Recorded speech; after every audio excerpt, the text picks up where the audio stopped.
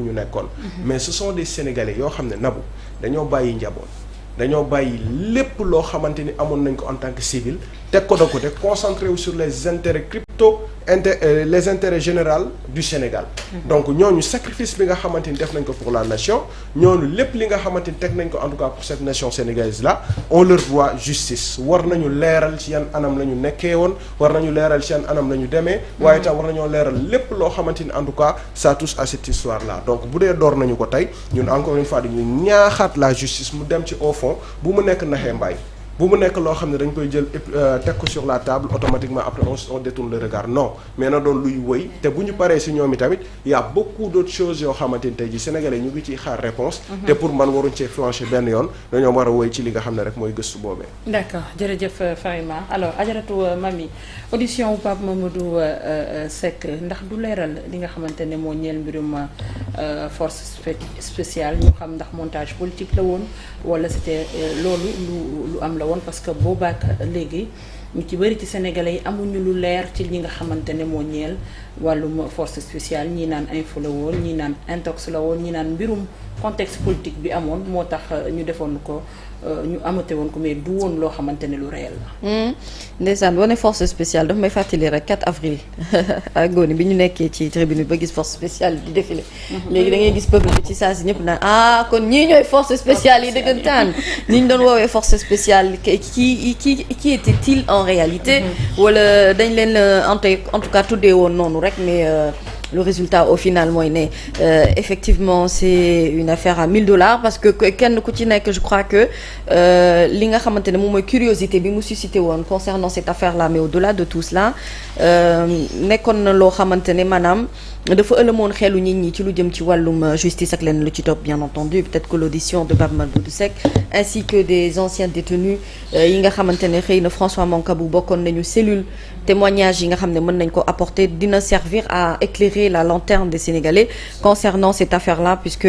Libération l'a relevé hier mais au-delà de tout cela voilà quelqu'un Pape François Mancabou plutôt bi nga xam ne bi mu génnee àdduna quand même le mystère rôde toujours li gën a mettre ci àdduna mooy maanaam sa mbokk wala kenn ku la jege wala kenn koo xam ñàkk bakkanam sans pour autant que circonstances yi ñu mën ko déterminer de manière claire aujourd'hui le fait que ce décès mu entouré de zones d'ombre yu bëri ndax dañ ko arrêté woon dans le cadre d'une enquête finalement ci mettre ko en position de garde à vue ñu ne moom kat dafa dóor boppam ci mur bi bañ ne finalement il a succombé à ses blessures le 13 juillet ci hôpital principal donc toutes ces circonstances là font que zone d'ombre yi fa nekk amul lu ñu leer ci mbiri François Mancabou te léegi peut-être on peut en parler avec beaucoup de relâchement mais à une certaine période concernant François Mancabou wala Didier Badji wala Fulbert Sambou à la limite c'était des sujets yoo xamante ne c'est avec des pincettes nga ko doon jël donc ko doon ragal sax relater parce que tellement que l'existence du mot qui planait te nga tudd ko muy force spéciale nit ñi ñemewuñu ko woon parce qu'on savait pas et ba léegi on n'a pas de définition claire concernant li nga xam ne moom mooy force spéciale yi qu'est-ce que cela veut réellement dire alors li wóor mooy le fait que initiative judiciaire bu bees bii nga xam ne juge deuxième cabinet bi jël na ko dina permettre déjà que mu nekk benn pas bu bees comme ni ko Fary waxee ci requalification des faits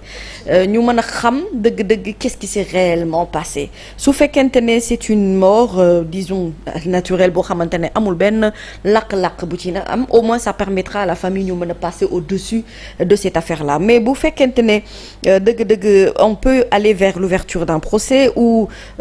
tout simplement ñu mën a élucider lu lëndëm ci mbiri François Mancabou bi ce sera une très très bonne chose je crois qu'aujourd'hui si on demande à ce que la justice mu indi ay éclaircissement ci par rapport ak yenn dossiers yi parce que yenn dossiers yi dafa marquer les esprits des Sénégalais et allant dans le sens vraiment de pouvoir aider tout le monde à ce que ñu mën a am ay réponses par rapport ak lu fi jot a xew loolu déjà c'est une très bonne chose et puis Nabou il y a eu tellement de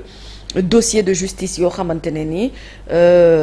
des gens dañu perdre seen vie par exemple ci ay circonstances même lu jiitu sax l'affaire François Mancabou et les gens demandaient l'ouverture d'une enquête c'est-à-dire et il y a jamais eu de suite favorable par rapport ak demande yooyu donc le fait qu'aujourd'hui qu'on puisse franchir un nouveau pas vers la justice di ut lu leer par rapport ak mbir mi ni mel pour man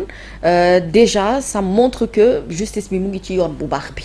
Maintenant autant dañu war a élucider l'affaire François Mancabou, autant on doit élucider d'autres affaires concernant Fulbert Sambou, Didier Badji, Pape Abdoulaye Touré. Pape Abdoulaye Touré, il a la chance de vivre encore, donc moom sax xëy na on va pouvoir lui rendre justice de son vivant, mais ñi nga xamante ne dañoo jot a ñàkk seen bakkan ba pare, foofu l'affaire est beaucoup plus compliquée et beaucoup plus difficile à soutenir pour la famille. Tout étant dit que deuil mënoo ko def totalement tant que amuloo lu la leer ci sa bopp. Tu pourras faire le deuil quand tu pourras avoir les réponses yi nga soxla yépp par rapport ak mbir mi nga xamante ne moom moo ko concerné moom. On attendra de voir les développements qui vont suivre par rapport à cette affaire-là nga xam ne réellement ça pourrait à nouveau défrayer la chronique parce que ça nous permettra que sujet boo xamante ne ñi dañu yaakaaroon ne amaana dañu koy tegee de côté wala kenn dootu ci revenir ak ci ay expressions yu bari yoo xamante ne ancien régime bi xamal nañu ko te ñun xamuñu woon définition réelle bi lan la woon. On pourra enfin mettre un mot ou si tu veux même plus loin une phrase complète par rapport ak ces histoires tragiques yi nga xamante ne bouleversé na le Sénégal pendant une certaine période. D'accord. Jërëjëf Adjaratou Mamy Samb. Alors Momo vient de nous rejoindre sur le plateau, excusez-moi. Ñu nekk ci li nga xamante ne moo ñeel mbirum François Mancabou mi nga xamante ne audition yi door na ba ñu déglu ci Pape Mamadou Seck ci fàttali en 2022 la ñu ko jàppaloo woon jamono joojee coow li moo noon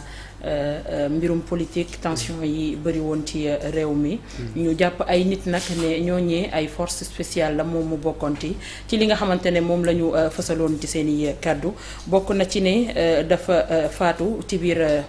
fi ñu ko téye woon bi mu nekkee en détention te blessure yooyee mu am moom moo ko joxoon boppam boobaak léegi famille am nag di ñaxtu di wax ni dañoo bëgg mu leeral li nga xamante ne mooy faatub